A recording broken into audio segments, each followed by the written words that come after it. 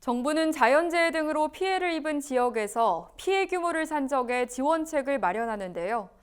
그동안 재난 피해액 산정 대상에 농작물과 가축이 빠져 있어 농촌 지자체들은 큰 타격을 입어도 국고 지원에서 분리했습니다. 이런 가운데 정부가 농작물과 가축도 자연재난 피해 산정 대상으로 인정하면서 농촌 지자체의 특별 재난지역 선포 가능성이 커졌습니다. 김현정 기자입니다. 앞으로는 자연재난 피해가 일어났을 때 피해액 산정 대상에 농작물, 가축 등이 포함될 예정입니다. 행정안전부는 이런 내용을 포함한 자연재난 구호 및 복구비용 부담 기준 등에 관한 규정 개정안이 지난 5일 국무회의에서 의결돼 13일부터 시행된다고 밝혔습니다. 이에 그동안 농작물 가축 피해 규모를 감안하지 않고 지급되던 농약대, 대파대, 생계비 등의 재난지원금보다 더 많은 혜택이 농촌에 지원될 것으로 기대됩니다. 정부는 자연재해 등으로 큰 피해를 입은 지역을 특별 재난지역으로 선정해 30여 개 항목에서 직간접적인 지원을 추진하고 있습니다. 특별 재난지역으로 지정되기 위해선 해당 지방자치단체의 피해 규모가 일정 수준을 넘어서야 합니다. 현행 특별 재난지역 지정 기준이 담긴 자연재난 구호 및 복구비용 부담 기준 등에 관한 규정엔 피해액 산정에 농작물과 가축 등의 피해 내역이 제외돼 있습니다.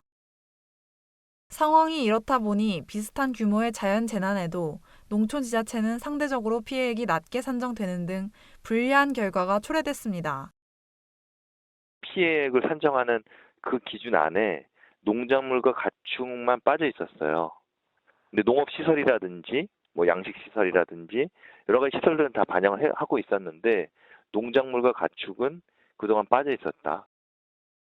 하지만 이번 개정안 시행에 따라 기존 피해 기준에 미달했던 지역도 앞으로 특별 재난 지역으로 선포될 가능성이 높아질 전망입니다. 앞서 봄철 이상저온으로 피해가 컸던 과수주산지 등이 특별 재난 지역으로 선포될 가능성도 커졌습니다. 예를 들면 이제 이번에 이상정원 해가지고 과수 냉해가 피해가 많았잖아요.